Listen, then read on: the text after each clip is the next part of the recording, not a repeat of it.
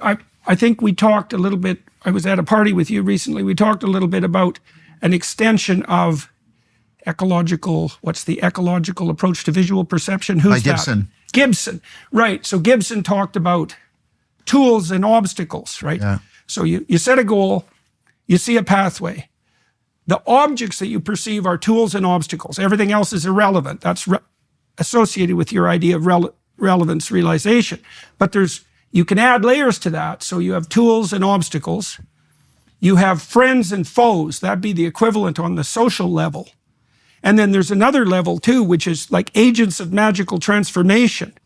And agents of magical transformation are beings or phenomena that emerge into your field of apprehension from a higher order level of being. Yeah. And the more distant up the Jacob's ladder that emissary, the more the quality of magic would obtain. And the magic would be that the interloper is bringing with it a new set of axioms, a new set of rules. Mm-hmm. So that's the magic. It's right, like something magic plays by different rules. And so then there'd be a hierarchy of rules up Jacob's ladder, essentially, something like that. Yeah, I think I agree. I think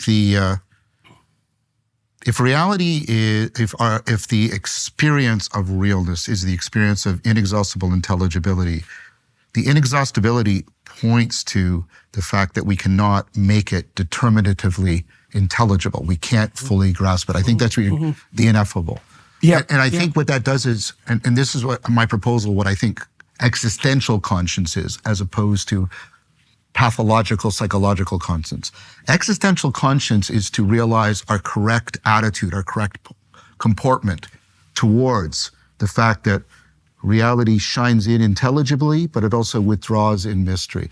And I think that, and this is Plato's central argument, which I had a really sort of powerful realization that I finally understood what Augustine meant when he said that Christianity was the continuity, the continuum, or even the completion of Greek philosophy. The correct comportment Plato talked about was finite transcendence. You have to hold, like this tonos, like the tension of the bow. You have to hold that we are simultaneously finite and transcendent. We are finite in that we are capable of failure and sin and decadence. But if you just identify with that, you fall prey to despair and you become servile and manipulatable. Mm-hmm. You have to remember your transcendence. Mm-hmm. We are capable of orienting towards the true and the good and the beautiful. But if we identify just with our capacity for transcendence, we fall prey to hubris and then we become tyrants over others. We have to hold the two together.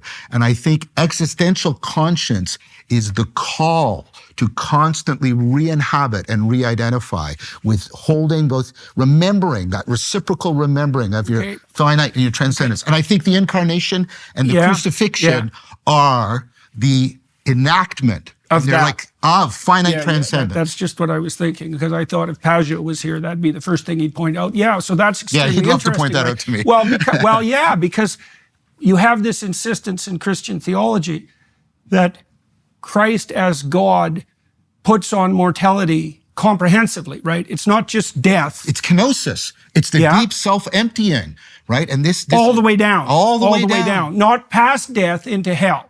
Mm-hmm. Right. And so what that would mean, practically speaking, I think, is that obviously one of the elements of existence that's limiting and terrifying is death. And like the terror management theorists, who aren't very pessimistic in my estimation, think that much of human motivation springs, or even all springs, from the denial of death, right? That's a Freudian trope. But that's a problematic presumption in a variety of ways. And it's been empirically undermined too.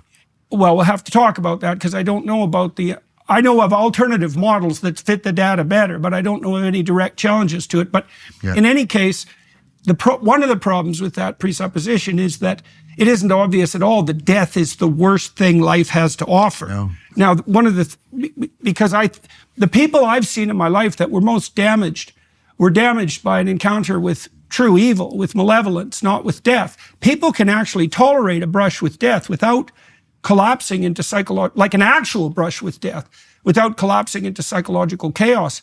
But if they're naive and they encounter someone malevolent, then like all bets are off. And so part of the reason that, Christ descends through death into hell is because the whole acceptance of that finitude is not merely acceptance of mortality. It's also grappling with the reality of evil. I agree. I think, and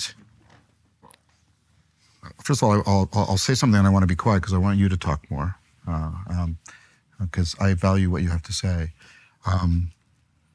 I think Whitehead, he said, the defining, the central thing of evil is self-destructiveness. And so I see evil, there's malevolent evil, of course, but I think evil gets its home in the fact that we are all prey to self-deceptive, self-destructive behavior. And I think that's how transcendence offers us a response to our finitude, right? Would that be a consequence of failing to establish the proper relationship with the rope that extends upward, right? Because it's how do you avoid falling into despair and resentment if you don't remember your relationship with the infinite? I think you need both. I mean, yes. I find both. I find the temptations of despair and the temptations of hubris are constant.